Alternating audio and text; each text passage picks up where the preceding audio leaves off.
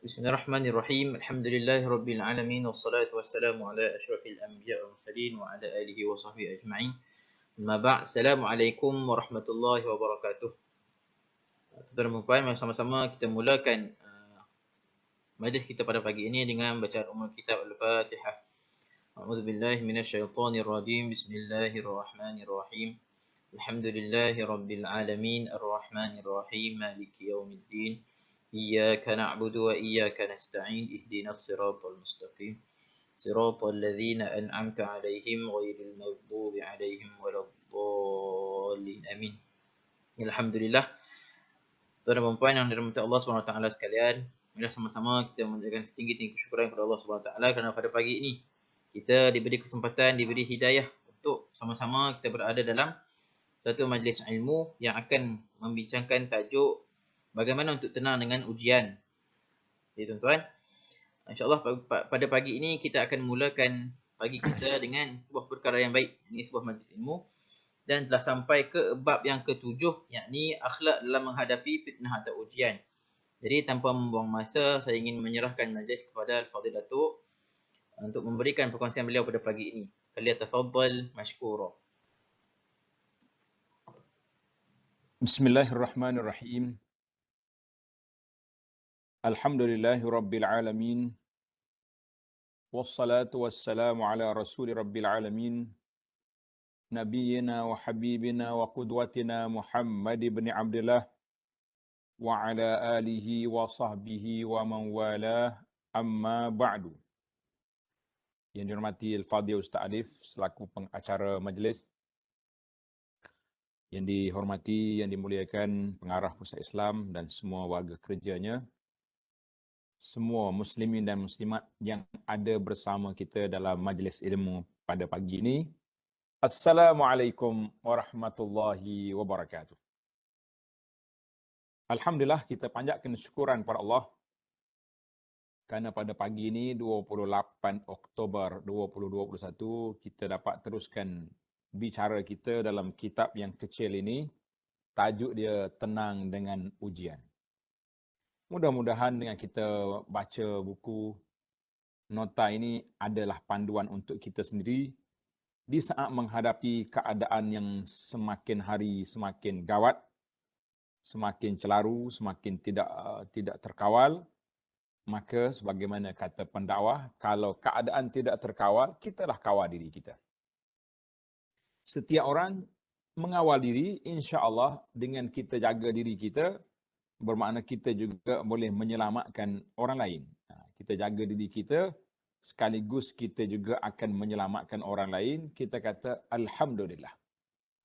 Baik para jemaah sekalian, yang ada buku tu, kita sambung perbincangan kita di bab yang ketujuh, muka surat 73. Muka surat 73.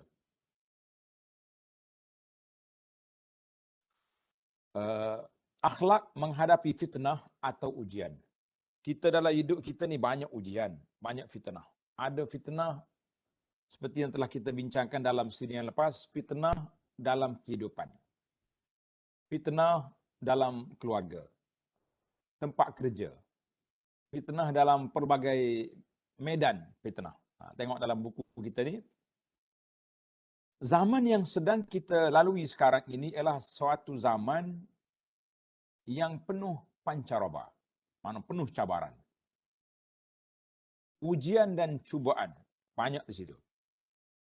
Kehidupannya pula penuh dengan fitnah.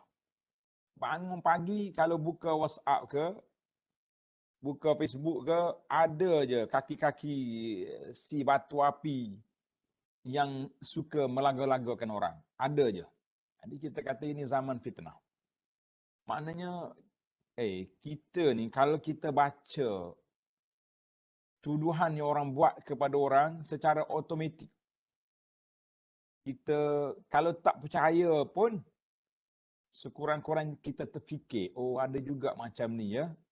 Kalau tak percaya pun, sekurang-kurangnya kita terfikir dengan perkara yang tersebut. Ini bahaya. Sebab itulah kata para ulama mengatakan bahayanya batu api namam, batu api itu lebih bahaya daripada ahli sihir.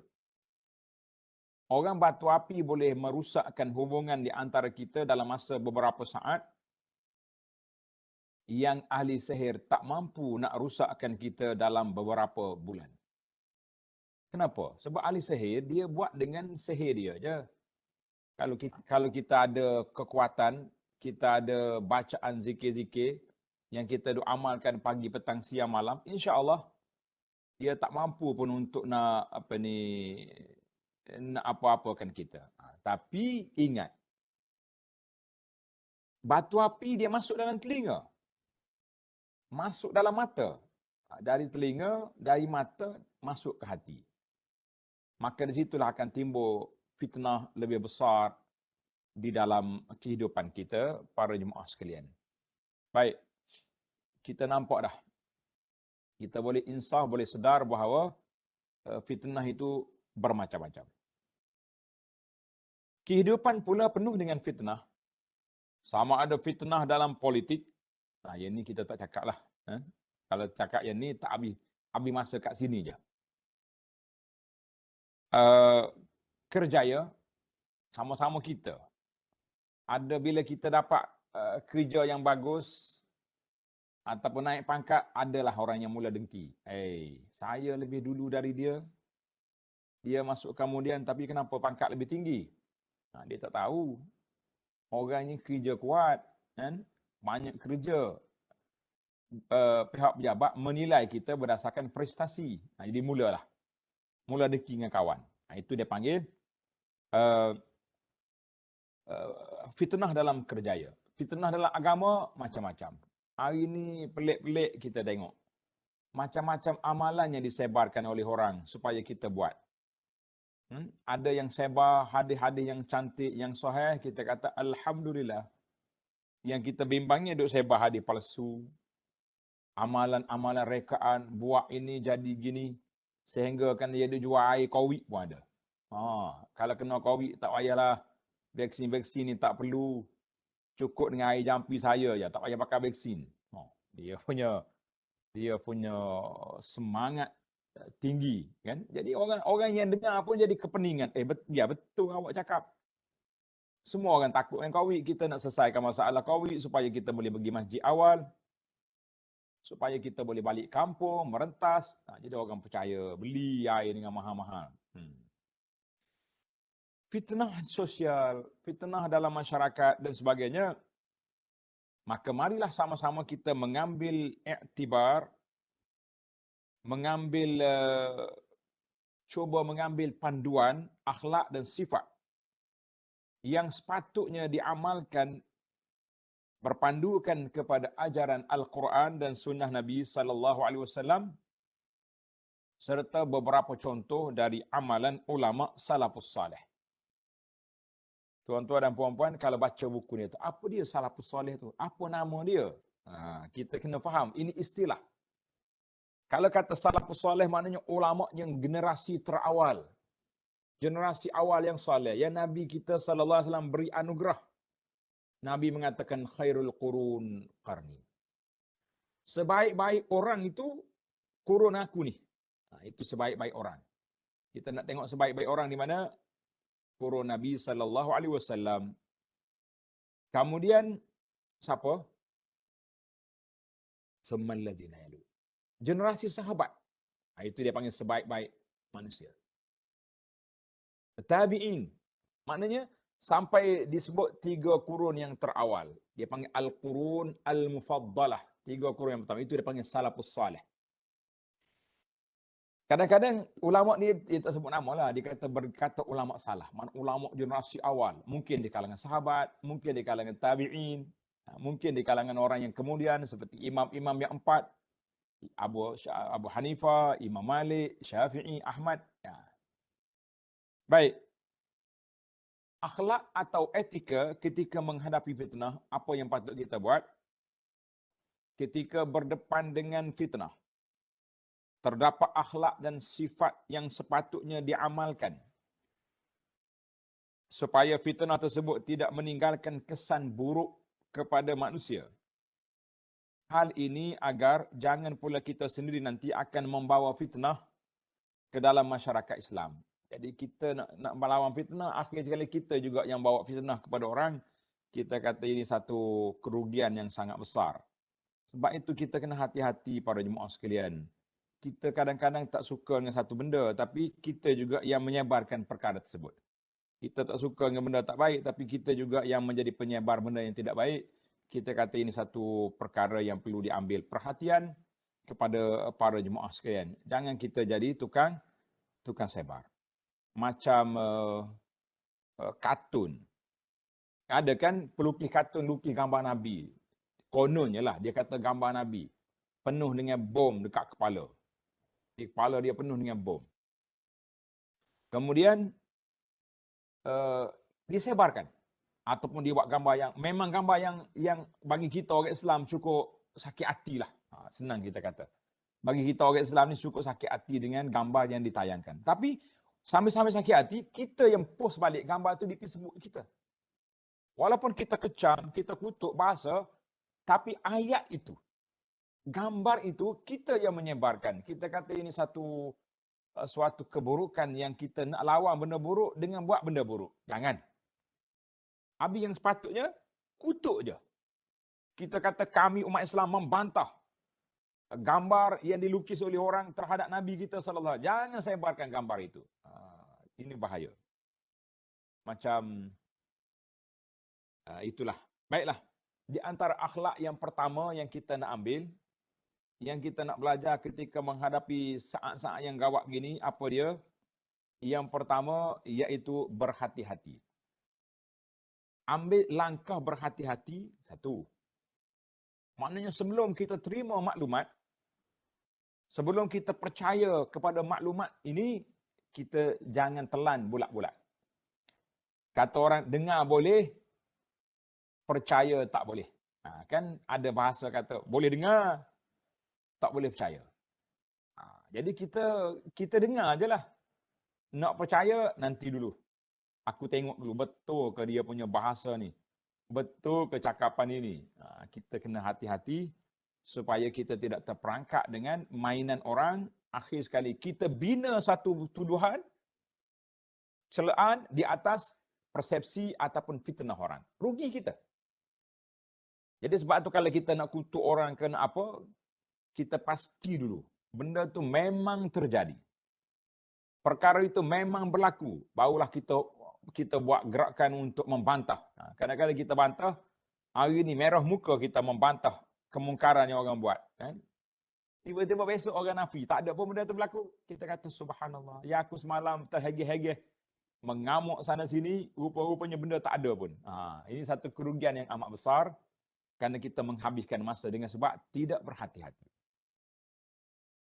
Jadi Nabi kita sallallahu alaihi wasallam. Berapa ramai orang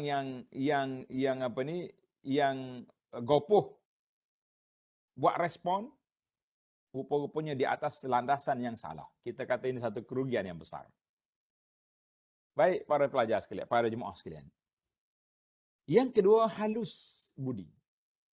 Biarlah bicara kita halus, lemah lembut kita. Kita nak menangin dengan cara lemah lembut. Jangan kata kasar, pergi nak mengamuk selalu, dengar orang buat maksiat agak bawa tukur, bawa cangkur, bawa orang panggil, orang Kelantan kata bawa cok, nak pergi kata selalu.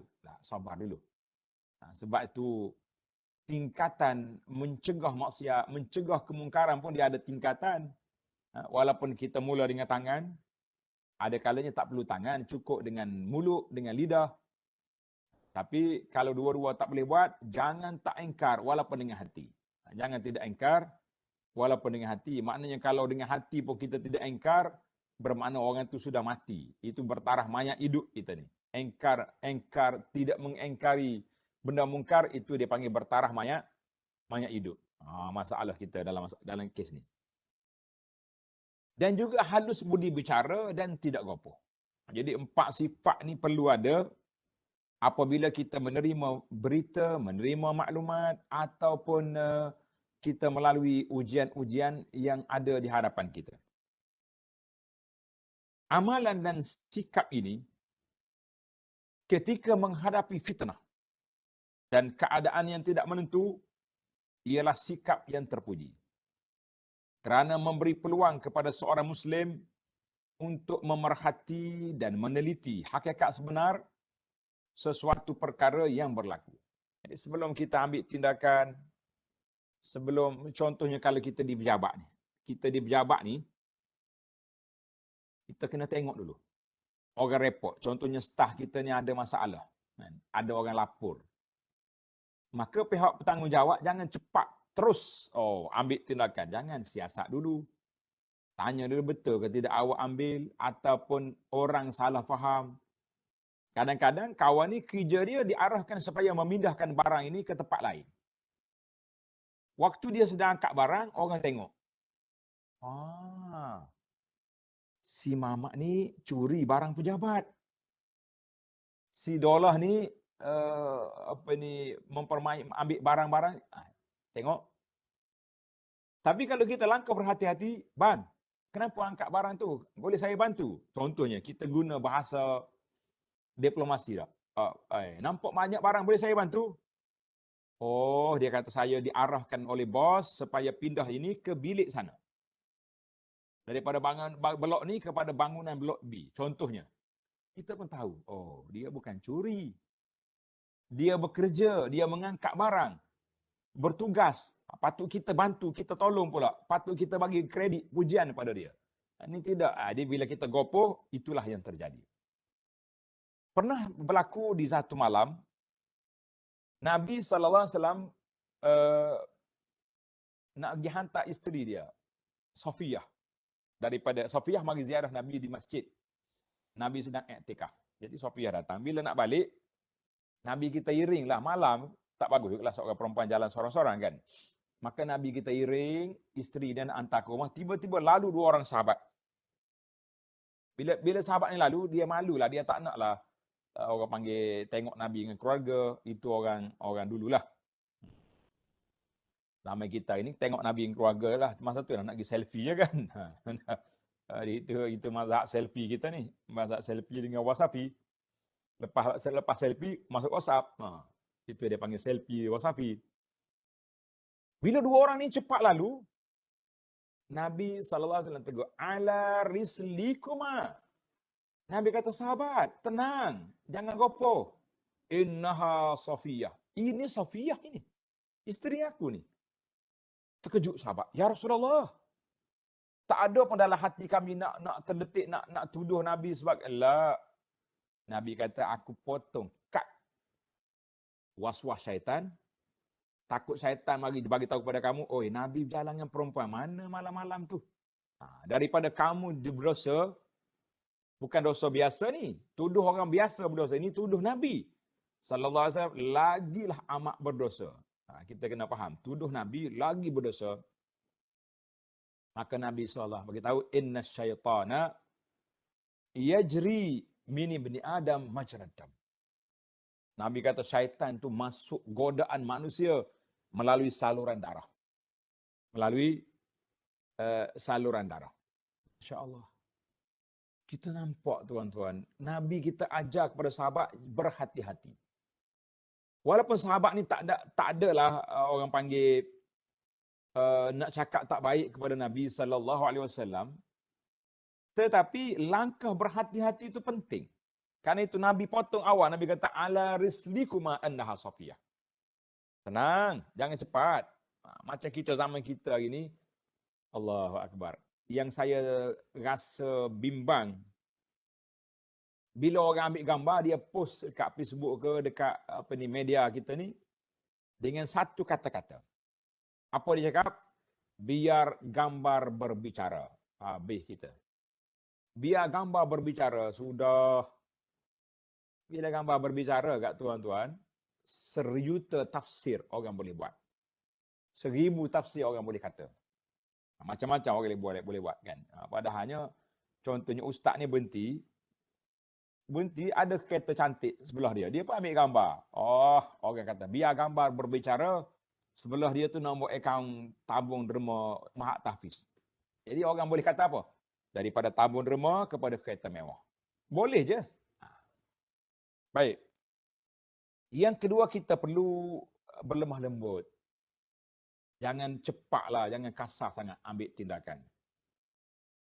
Satu hari Nabi kita sallallahu alaihi wasallam cerita kepada Aisyah. Cerita kepada Aisyah. Nabi sallallahu alaihi wasallam ajar kepada Aisyah radhiyallahu anha ketika Aisyah nak naik unta. Menarik ni tuan-tuan. Isteri dia lah, isteri Nabi. Aisyah nak naik unta. Bila naik unta, agak payahlah juga. Unta ni tinggi. Bukannya mudah kita kena naik atas kotak ke, atas tong ke, mesti ada pelapik. Nak naik itu bukan senang. Orang Kelantan kata kena rukah. Bahasa Kelantan mendadak. Orang Kelantan kata nak naik unta ni kena rukah. Bukan main-main. Maka bila susah, faja'alat turaddiduhu. Aisyah membebek. Allah, payah dia ni. Maka Nabi SAW bagi tahu, tengok dalam hadis yang ada di muka surat, di buku kita muka surat 74 ni. Nabi kata, ya Aisyah, inna rifqa la yakunu fi syai' illa zana. Aisyah, tidaklah sikap lemah lembut dalam suatu hal kecuali akan menambahkan keindahannya. Wala yunza'u min syai'in illa syanah. Dan tidak dicabut sikap lemah lembut itu daripada seorang, daripada satu perkara kecuali akan berlaku kerusakan. Jadi alhamdulillah, ini garis panduan yang perlu kita buat. Kita buat apa dia? Jangan berlemah lembutlah kita. Itu cara nak naik kereta, nak naik kenderaan. Ada satu kali orang Yahudi datang. Ini cerita Aisyah juga. Hadis tadi diriwayat oleh Imam Muslim. Inna rifqa ni. Dalam kitab kita tulis hadis riwayat Muslim. Ada satu kisah lagi. Menarik kisah ni tuan-tuan untuk kita ambil panduan. Beberapa orang Yahudi, kita kena sedar bahawa masyarakat Islam di Madinah macam Malaysia juga. Dia panggil masyarakat majmuk. Ada Yahudi, ada bangsa lain, dan jangan lupa ada munafik, na'udzubillah. Bila Yahudi datang, Yahudi ni baik tak baik pun macam itulah perangai dia. Kalau buat perjanjian dia batal. Kalau bercakap dia main-main dengan kita. Ista'zana rahtun minal Yahudi 'ala Nabi. Bila orang Yahudi nak jumpa Nabi, dia jumpa Nabi, dia kata apa? Assalamu alayka. Assalamu alayka. Maksudnya matimu ni. Sam. Dia tak kata assalam. Lafaz yang betul assalamu alayka. Salam sejahtera ke atasmu. Yang Yahudi ni kata assalamu alayka, maknanya celaka, mati awak. Nabi pun jawab, alaikumus Aisyah jawab. Nabi jawab, wa alayka. Nabi jawab sepatahnya, wa alayka, mana ke atasmu lah. Ingat ni, kalau kita orang ucap tak baik pada kita, kita balas sepatahnya. Untuk awak lah tu. Bukan untuk aku. Itu untuk awak punya, bukan saya punya. Maka Aisyah kata apa? Fal alaikumusam wal la'nah. Baikin selalu mak kita Aisyah ni. Kan? Bal alaikumusam wal la'nah. Bahkan ke atas kamulah kematian dan kena laknat. Aisyah tambah lagi. Nabi jawab sepatahnya. Alaikum. Alaikum. Mana ke atasmu. Aisyah tambah. Laknat, celaka.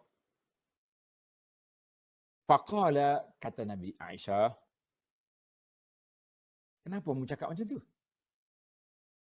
Aisyah kata, Rasulullah tak dengar ke dia kata apa? Nabi kata, dengar, aku dah jawab. Dan aku dah jawab. Nabi jawab apa? Wa alaika. Ke atasmu lah. Laka tu bukan atas aku. Nabi pun bagi tahu kepada Aisyah, mahlan ya Aisyah, alaiki birrifqi. Aisyah, tenang-tenang. Wa iyyaki wal unufi. Aku bagi peringatan kamu, jangan kasar-kasar. Awil fuhsi, atau mengeluar perkataan yang tak baik. Jadi Aisyah kata, Rasulullah tak dengar ke dia kata apa? Nabi kata, aku dengar, aku jawab kan. Maka hadis ini rawahul Bukhari. Hadis ni kalau kita tengok, hari ni macam-macam orang komen. Kadang-kadang dia komen kat kita tu, kat Allah, macam kita ni tak ada harga lah. Dia tuduh kita perampok. Dia tuduh orang ni penjahat. Dia tuduh pembawa ajaran sesat. Macam-macam tuduhan. Jadi kalau kita nak jawab, jawablah dengan baik. Tuan-tuan dan puan-puan, saudara yang komen pelik-pelik ni, ingat, depan kita ada kubur. Sepatah cakap ni. Depan kita ada kubur, kita bincanglah depan di sana nanti. Jadi ada orang, tak boleh. Dia kutuk kita, kita lawan. Itu tak bagus lah macam tu. Dia kutuk kita kutuk dia. Habis bila nak selesai masalahnya, duk main kutuk mengutuk, tak sudah sampai tua, kata orang. Tak sudah sampai ke tua. Satu lagi kisah menarik. Iaitu rombongan Wafdu Abdul Qais. Wafdu Abdul Qais ni dia mari jumpa dengan Nabi SAW. Bila sampai di Madinah, dia tengok masjid Nabi, golang kabut dia, orang ni tinggal unta dia, barang-barang dia. Dia pergi nak jumpa Nabi SAW. Salah seorang daripada ketua dia, nama dia Al-Munzir Al-Ashaj. Al-Munzir Al-Ashaj.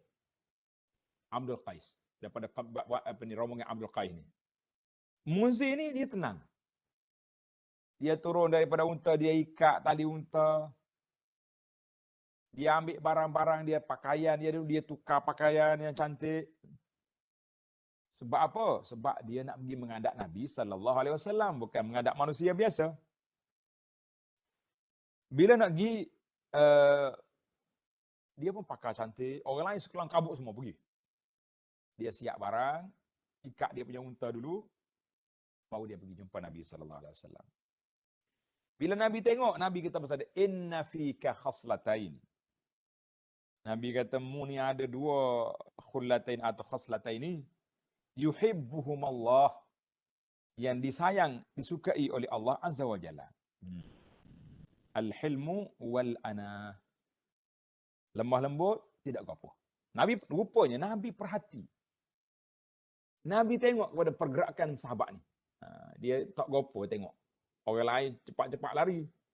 Pergi nak bersalam dengan Nabi SAW. Nabi tengok Al-Ashaj, Al-Munzir ni tenang. Nabi puji dia. Nabi kata, kamu ni ada dua sifat terpuji. Al-hilmu wal-ana. Lemah lembut, tak gapo. Dia pun tanya Nabi SAW. Dia kata, ya Rasulullah, perangai ni saya berperangai dengan dia ataupun memang Allah Ta'ala jadikan perangai saya macam ni? Nabi kata, balillah jabalaka alih. Allah Ta'ala jadikan perangaimu memang gini, tenang, tak apa.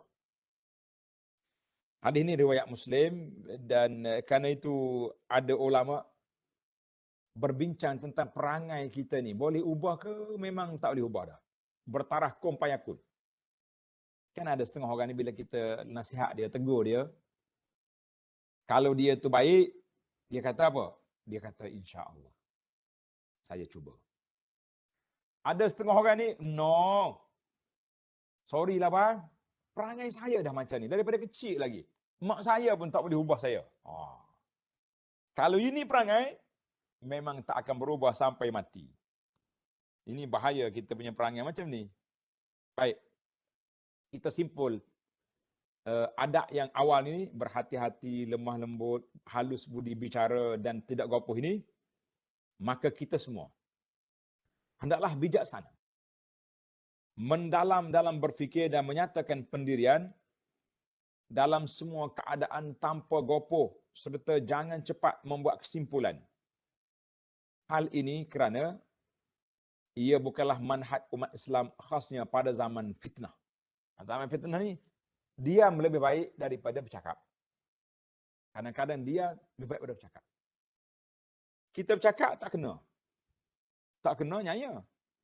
Kita bercakap, kita tak kena, kita kata nanya tu. Baiklah kita tak bercakap. Kalau orang tak cakap, tak boleh kata. Habis tinggi orang kata, oh ustaz tu diam. Dia telah menaik taraf syaitan bisu. Pula, daripada bercakap tak kena, dia juga telah diberi gelaran syaitan bisu. Jadi kita kata dua-dualah kita ni akan kena. Cakap tak kena, diam pun tak betul. Jadi baik kita diam. La yunsabu lis-sakit qaul, kata ulama usul. Orang diam kita tak nak kata. Dia tu sama juga tu sebab dia diam. Belum tentu. Dia diam tanda setuju atau diam ke tidak setuju, tak tahu. Kata ulama fiqh, yang diam tanda setuju ni anak gadis ya. Bila anak gadis ni, ayah dia nak kahwinkan dia, ayah tanya, "Mek," bahasa Kelantan ni, "Mek. Mek, ayah nak kahwinkan awak. Setuju ke tak?" Dia kesipuan, malu, sengih. Tak kata apa. Setujulah tu. Tapi kalau orang lain, dia diam tak cakap, tiba-tiba kita kata dia orang setuju belakang tu. Tak boleh. Tak boleh kita buat tuduhan macam tu. Kenapa tak boleh buat tuduhan macam tu? Sebab belum tentu orang diam tu setuju. Belum tentu orang yang diam tu dikira bersetuju. Baiklah para jemaah sekalian. Kita pindah pula kepada adab yang keempat. Yang kelima. Yang kelima, sabar. Kita kena sabar. Sabar ketika menghadapi perkara yang besar ini. Kita amat memerlukan banyak kesabaran, terutamanya ketika menghadapi suasana fitnah. Jadi fitnah tu anda dah sebutlah, seperti awal tadi kita dah sebut, bahawa makna fitnah itu luas. Makna fitnah itu luas. Ada katanya fitnah itu dalam kehidupan, dalam agama, dalam perniagaan, dalam politik, dalam dakwah, dan dalam banyak-banyak dalam. Maka Allah SWT sebut dalam sebuah ayat, surah Al-Baqarah, ayat 155 hingga 157, A'udzubillahi minasyaitonirrajim. وَلَنَبْلُوَنَّكُمْ بِشَيْءٍ مِّنَ الْخَوْفِ وَالْجُوعِ وَنَقْصٍ مِّنَ الْأَمْوَالِ وَالْأَنفُسِ وَالثَّمَرَاتِ وَبَشِّرِ الصَّابِرِينَ الَّذِينَ إِذَا أَصَابَتْهُم مُّصِيبَةٌ قالوا إنا لله وإنا إليه راجعون. Sesungguhnya kami akan berikan cubaan kepada kamu dengan sedikit ketakutan. Sekarang segini kita duduk dalam keadaan COVID, takut je. Tuan-tuannya, puan-puannya kerja di bahagian kesihatan ni kat 2 lapis lah. PPE, baju, berpeluh sampai daripada ujung rambut sampai ke kaki berpeluh. Masya Allah. Sebab apa? Jaga kesihatan. Takut kita. Tak apalah. Walju', kelaparan. Sampai kena angkat bendera putih kabarnya. Kekurangan harta. Kekurangan jiwa, ramai yang mati. Dan kekurangan buah-buahan, makanan. Maka Allah bagi tahu pada kita, wabasyiris sabirin. Hendaklah kamu ambil khabar gembira bagi orang yang bersabar. Walau macam mana kita kena jadi siapa?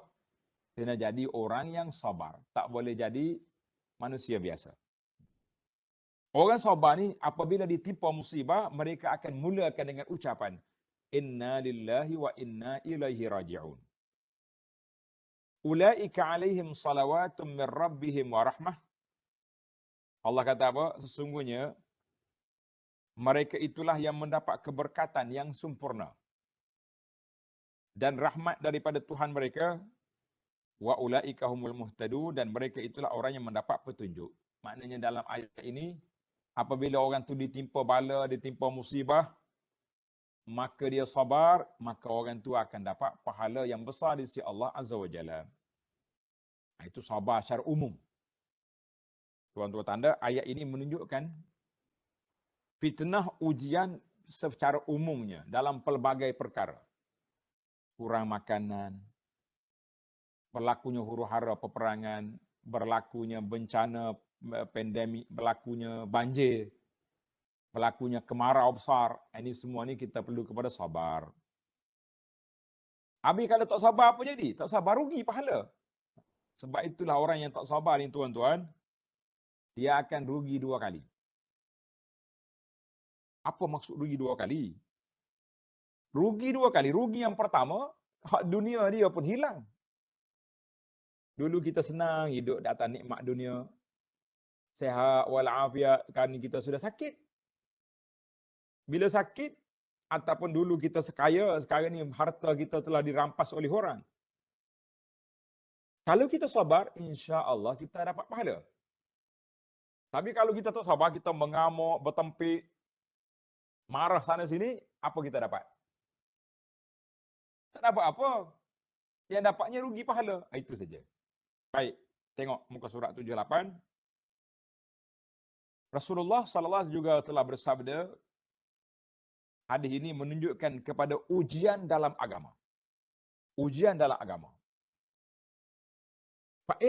Hadis daripada Abu Umayyah, fa inna min waraikum ayyam as-sabr. As-sabru fihi mislu qabdin 'ala al-jamr. Ila akhir hadis. Hadis ini panjang. Sesungguhnya akan datang suatu masa selepas daripada zaman kamu ini suatu keadaan yang amat memerlukan kesabaran. Amat memerlukan kesabaran. Bersabar pada ketika itu seperti memegang bara api. Orang pegang bara api ni kalau pegang panas. Buka lepas jatuh. Kena pegang.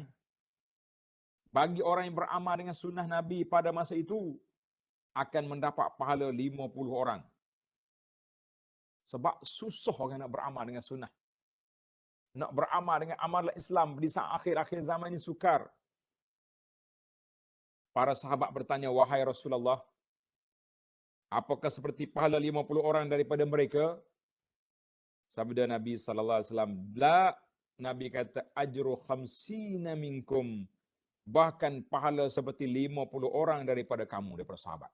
Maknanya orang yang berpegang di akhir zaman dengan sunnah Nabi, dengan amalan Islam ini, orang itu pahala dia besar. Sebab dia zaman itu zaman fitnah, zaman gawat, kita boleh mempertahankan hak.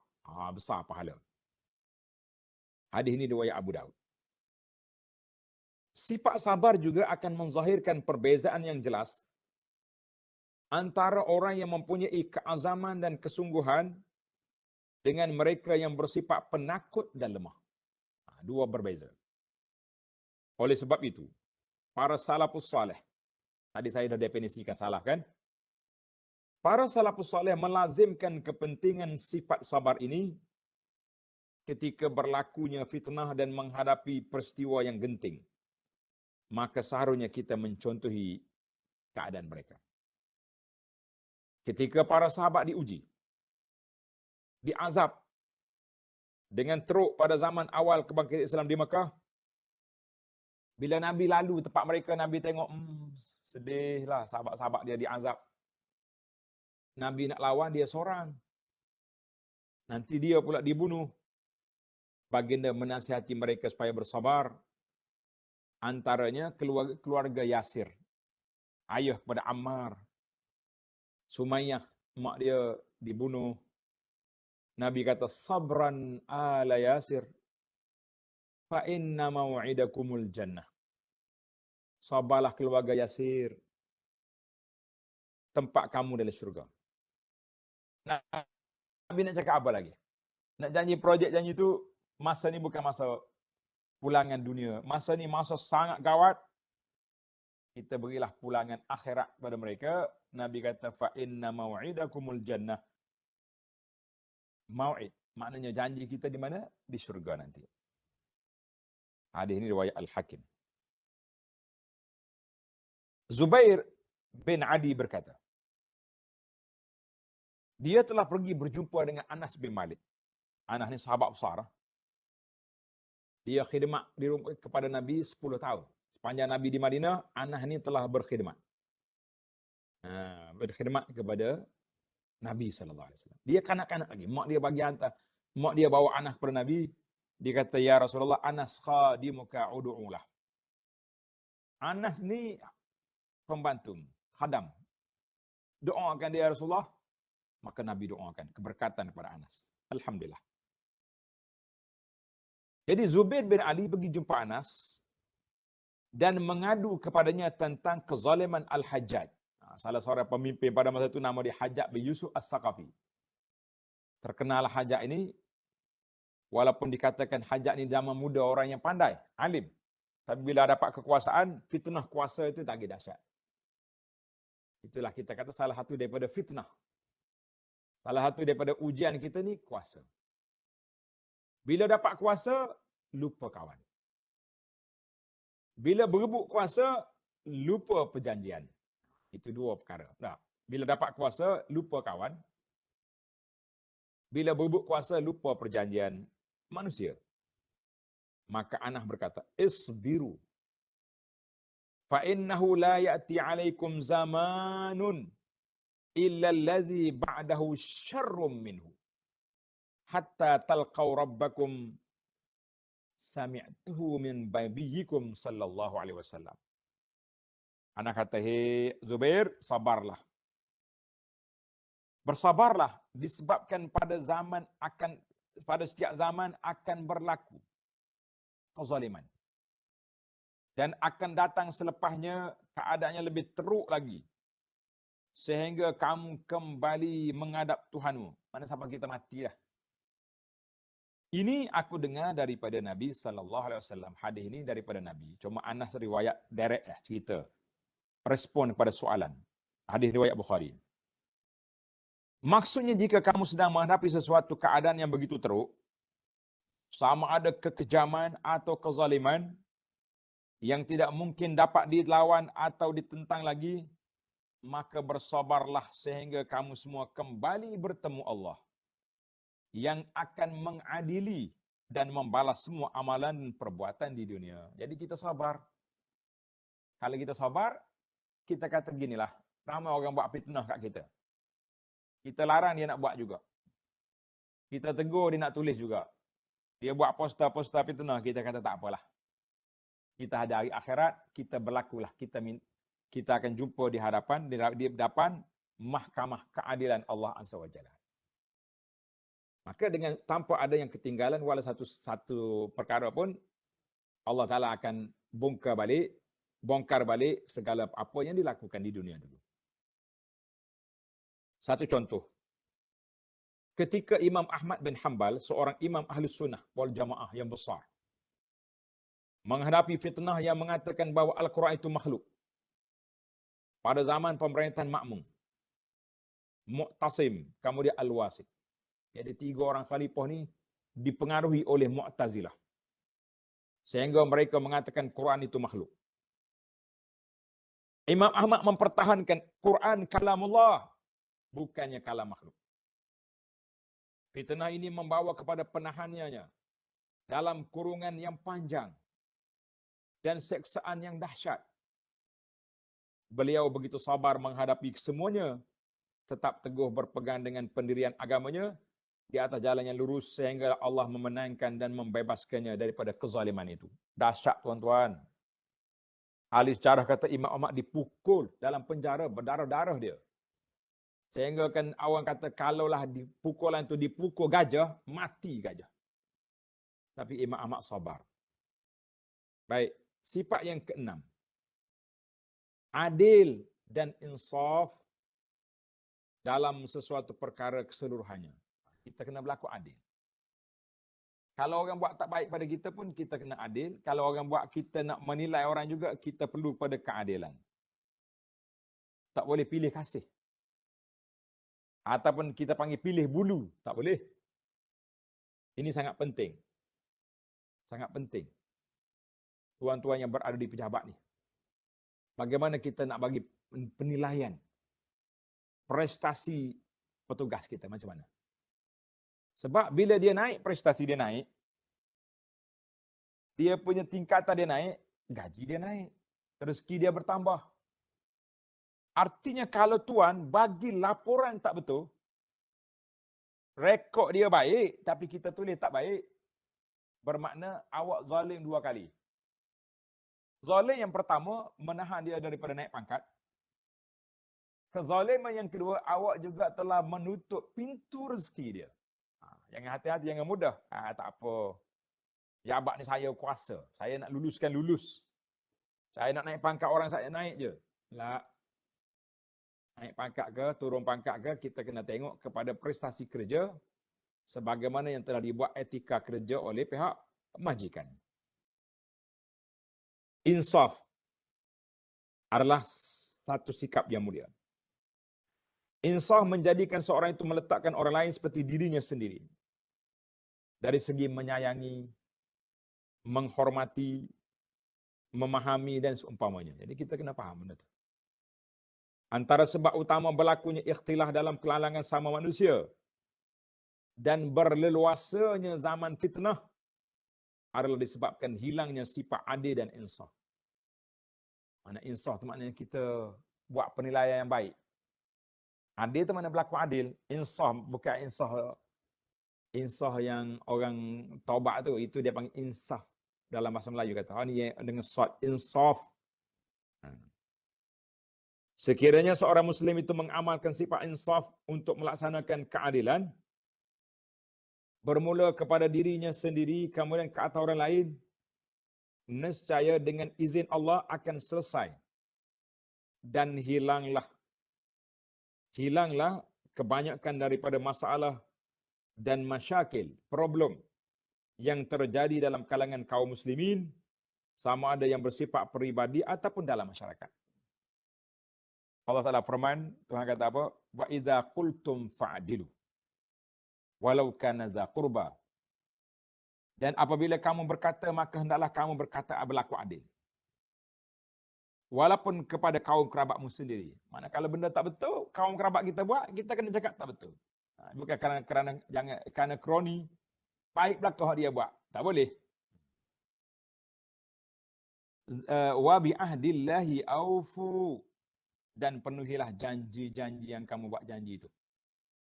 Dengan Allah, Allah Ta'ala jambarkan. Janji dengan Allah maknanya kita kena ibadat. Janji dengan manusia, kita kena tunaikan.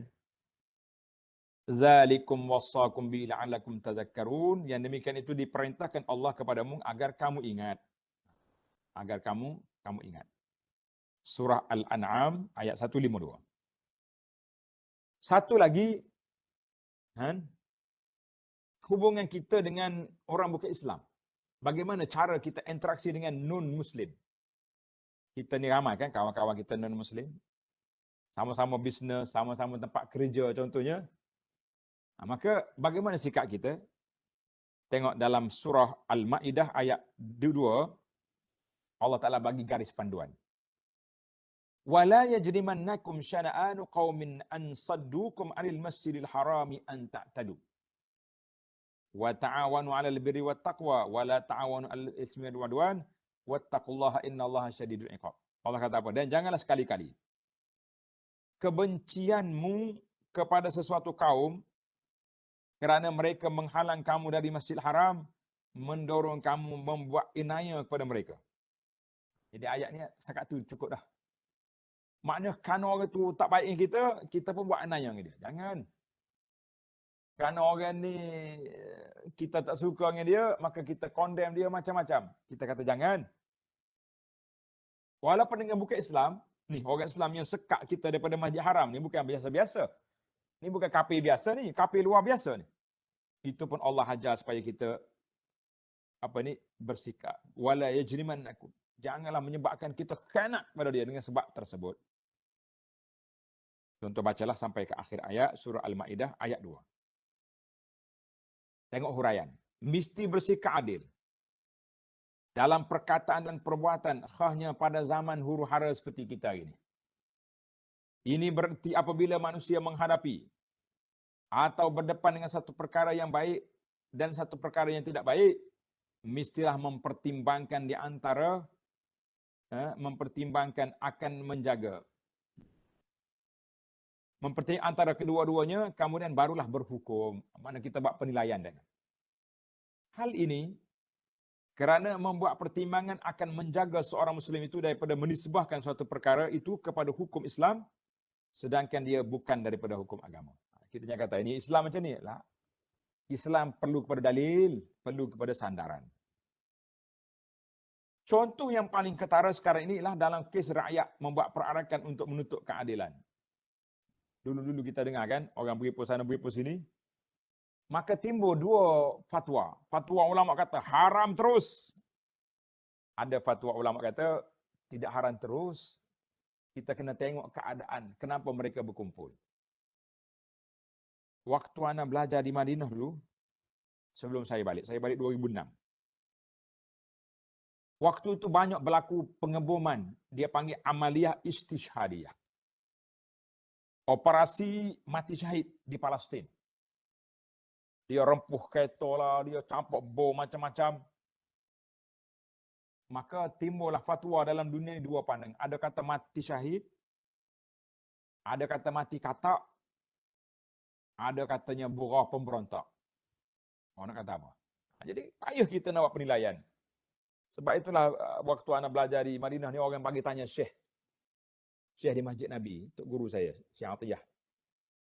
Syekh kata. Oh, dia kata is'alu ulama Palestin. Mungkin balik tanya ulama Palestin, kenapa mereka buat? Jangan tanya aku sini. Aku sini tak ada benda macam tu. Nah, ini kita kena bersikap insaf dalam perkara-perkara seperti ini supaya kita tidak terjebak dengan benda yang tidak baik. Banyak. Kalau tidak kita tasarruk, dipanggil tasarruk. Cuma masalah kita sekarang ni orang suka melabel. Dia tak suka dengar kalau kita beri video kuliah contohnya. Kuliah saya lah. Oh, dia tengok orang yang suka, oh alhamdulillah. Orang yang tak suka dia kata apa? Dia ni mana boleh pakai. Awak tak dengar lagi dia cakap apa. Yang dia cakap tu tafsir Quran dengan hadis. Tiba-tiba kita kata tak boleh pakai. Habis yang boleh pakai apa? Cerita dongeng. Cerita mimpi-mimpi. Cerita jampi air, tak payah makan. Tak payah ambil vaksin. Itu yang kita nak dengar. Tak.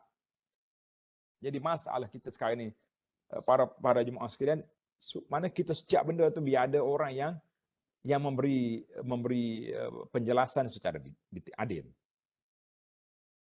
Beberapa contoh sifat yang ditunjukkan oleh para ulama dan salaf soleh dalam menjaganya sebagaimana berlaku kepada Sayyidah Aisyah. Seorang sahabat ni mari dari Abdurrahman bin Shimasah. Dia pergi jumpa Aisyah radhiyallahu anha. Aisyah tanya, "Mu datang dari mana?" Dia kata, "Dari Mesir." Tuan-tuan kena ingat, salah seorang adik-adik Aisyah, nama dia Muhammad bin Abu Bakar, menjadi pegawai besar di Mesir. Dan dia telah bertempur dengan pemerintah Mesir pada waktu itu. Maka Aisyah bertanya kepada Abdurrahman bin Shimasah ni, "Abdurrahman, kau dari mana?" "Dari Mesir." "Habis bagaimana keadaan Mesir pada sekarang ini?" Abdurrahman cakap, "Oh, bagus pemerintah sekarang ni. Kalau unta kita mati, dia ganti unta lain. Kalau hamba kita hilang, dia ganti yang lain." Mana dia puji. Banyak dia punya, orang panggil bahasa kita sekarang ni, bahasa zaman kau ini, banyaknya prihatin ni. Tabung prihatin lah, apa prihatin banyak. Bila Aisyah dengar, oh dia kata baik rupanya pemimpin ni. Maka Aisyah kata, oleh kerana dia baik, rakyat mengakui dia baik, aku nak baca sebuah hadis Nabi SAW, walaupun apa terjadi, Muhammad Abu Bakar dibunuh di Mesir. Walaupun apa terjadi kepada adik dia, tapi Aisyah ketepikan cerita tu. Sebab apa? Aku nak baca hadis, Nabi SAW puji mana-mana pemimpin yang baik dan Nabi kita marah kepada pemimpin yang tak baik. Nabi kita berdoa, Allahumma, ya Allah, man waliya min amri ummati syai'an fashaqqa alaihim fashquq alaih. Siapa dia jadi ketua, jadi pemimpin, kemudian dia kata umat aku ni, kemudian dia menyusahkan umatku, maka engkau susahlah hidup dia. Marah tu. Waman waliya min amri ummati syai'an farafaqa bihim. Siapa dia memimpin umat aku ni, kemudian dia berlembut, buat baik-baik, jaga rakyat betul-betul, farfuq bihim, engkau berlembutlah. Berilah rahmat kepadanya. Hadis ini riwayat Muslim. Imam Nawawi rahimahullah ta'ala ketika mengulas hadis ini berkata, begitulah sepatutnya. Disebut kebaikan seseorang yang berbuat baik itu tanpa mengambil kira sebab permusuhan yang berlaku antaranya. Kita macam mana kita nak belajar matematik ni? Nah, orang tanya kita, apa pandangan awak pada ustaz tu? Tak boleh pakai. Tak boleh pakai tu bab mana? Sebutlah. Kita tak boleh pakai semua, beratlah macam tu. Ini kita kena bagi tahu. Ya, ni dalam bab ni tak boleh pakai. Dalam bab dia mengajar fiqh, taharah, solat boleh. Dalam bab muamalat tak boleh. Sebab apa? Sebab dia tak pandai muamalat. Dia tak mengaji. Kita kena sebut. Para ulama juga berselisih pendapat tentang bagaimana keadaan pembunuhan Muhammad bin Abu Bakar. Ada mengatakan beliau terbunuh dalam peperangan, ada yang mengatakan dia dibunuh dalam tahanan dan sebagainya. Pemerintah Mesir pada waktu itu Muawiyah bin Hudaij. Demikianlah secebis kisah yang boleh dijadikan pedoman dan panduan hidup kita dalam menghadapi suasana fitnah, lebih-lebih lagi pada akhir zaman. Jadi kesimpulan kitanya para pelajar, kita perlukan kepada beberapa sifat yang besar ketika menghadapi ujian. Yang pertama, berhati-hati. Yang kedua, lemah lembut. Tiga, halus budi bicara. Yang keempat, tidak gopoh. Yang kelima, sabar. Sabar ni banyak kategori lah. Semua dimensi. Yang keenam, adil. Yang ketujuh, insaf terhadap semua orang. Maka antara ubatnya nak menyelesaikan masalah ialah berbaik sangka, husnuzan dengan manusia, menjauhkan sikap buruk sangka, berfikir semasak-masaknya sebelum membuat tuduhan dan hukuman. Tamatlah kita bab 7. Syukran Ustaz Alif. Kalau ada apa-apa soalan, perbincangan, dipersilakan. Alhamdulillah. Setakat ini ada 3 soalan tu. Yang pertamanya, okay, macam mana bila ada orang kata saya ni luar je nampak jahat, nampak teruk, tetapi dalam hati sebenarnya saya ni sebenarnya baik. Lagu mana ada tak benda tu dalam Islam ni macam tu. Luar saya ni luar je buruk, dalam baik. Gitu. Dalam Islam ini, para yang bertanya, kita kata luar buruk dalam baik, tak boleh. Sebab kaedah mengatakan nahnu nahkum bizahir. Kita hanya boleh jatuh hukum orang itu mengikut yang zahir. Kita nampak dia baik, kita kata dia baik. Walaupun dia berlakon, kita kata dia baik. Aku tengok dia baik. Kalau dia luaran buruk-buruk, wallahu yatawallas sarair. Yang dalam tu Allah yang menilai. Sebab tu kita tak boleh nak mengaku, aku tahu dalam hati orang. No. Tak boleh kita mengaku kita tahu dalam hati orang. Tidak boleh. Kalau ada orang kata, aku tahu dalam hati awak, tak tahu dalam hati orang, kita kata bohong. Mana boleh tahu dalam hati orang? Tak mungkin. Jadi kata-kata itu tidak betul. Kata-kata yang mengatakan aku ni baik, walaupun nampak tak baik tapi hati baik, kita kata tak boleh. Kalau hati baik, baiklah anggota dia. Bagaimana sahabat tengok orang pemuda ni bergerak banyak dalam solat, dia kata lau khasha'a qalbu hadza la khasha'a jawarihu. Kalau hati dia tenang, anggota dia tenang. Wallahu a'lam. Okay, soalan yang kedua, boleh tak Datuk jelaskan ayat berkenaan ayat yang berbunyi wasta'inu bis-sabri was-salah, yang mana Allah suruh kita minta tolong dengan sabar dan solat. Datuk pun ada sebut berkenaan sabar dalam perkongsian Datuk tadi. Boleh tak jelaskan ayat minta tolong dengan sabar dan solat? Baik, wasta'inu bis-sabri was-salah, hendaklah kamu minta tolong Allah Taala untuk sabar dan salat. Jadi ada dua tafsir di sini. Ada ulama kata sabar itu makna puasa. Minta tolong Allah Taala kita nak berpuasa, nak menunaikan puasa dengan cara yang sempurna dan juga solat dengan sempurna. Jadi ada juga ulama tafsir kata sabar tu sabarlah. Sebab sabar ni ada 3 kategori tuan. Yang pertama sabar melakukan ketaatan, melakukan ibadat. Sabar. Orang tak sabar lari dia. Yang kedua sabar meninggalkan maksiat.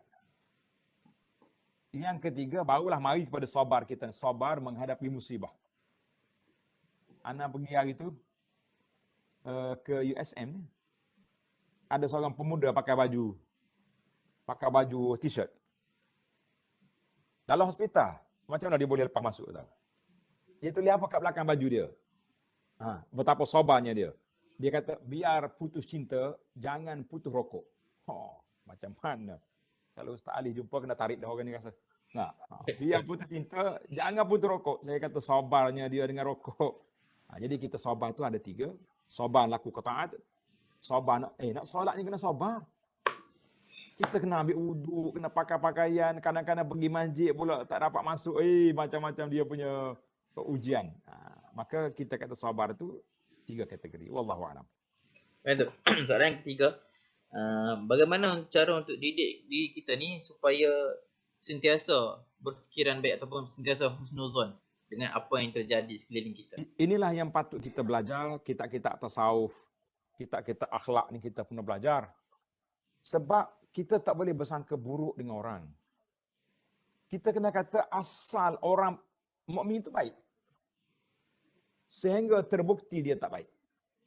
Kita ini terbalik. Asal orang itu tak baik sehingga dia buktikan dia baik. Nah, jadi asal orang mukmin itu baik. Sehingga terbukti dia tak baik. Baru kita, oh dia ni tak baik. Tak baik dalam bab apa? Tak solat. Suka kelentor orang, skema. Kan? Suka mengumpat. Kita kena, bila kata, kalau kita puji baik, tak apa kita tak detailkan. Kita kata, oh dia tu orang baik tu. Tapi kalau awak nak kritik dia, awak nyatakan di mana tempat. Dia ni baik, solat rajin sungguh. Tapi kalau bab duit, kalau kau nak bagi hutang dengan dia, bagi niat sedekah. Kita kena fokuskan. Maknanya, kelemahan dia ni dalam bab harta. Ada orang yang kelemahan dalam bab lain pula. Kelebak dalam bab bakhil, dalam bab tak boleh sabar dengan godaan melalui wanita contohnya. Jadi itulah di antara contoh-contoh yang kita kena hati-hati. Barulah kita boleh husnuzan. Ada orang ni bahasa ayat motivasi dia kata. Kita dengan orang ni kita kena tahu orang baik belaka. Tulis tuan-tuan. Kita dengan orang kita kena anggap dia baik. Bila kita jumpa orang tua, dia kata pak cik ni hidup lama. Dia telah bersyahadah berapa ribu kali dah. Dia sudah solat berapa ribu rakaat. Aku baru separuh.